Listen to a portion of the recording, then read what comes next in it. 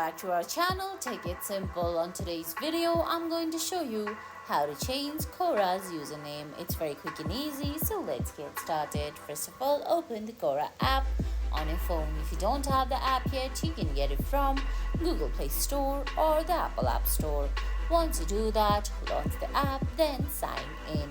Now on the screen, you can see options like Home, Following, Answers, Spaces, and Notifications.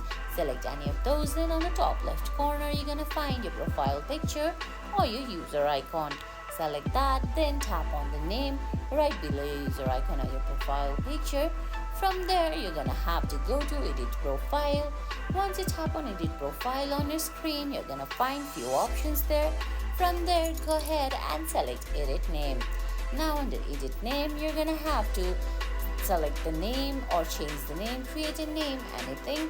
Once you do that, go ahead and tap on Done from the top right corner. And guys, that's it. That's how you change your username on Quora. I hope you found this video helpful.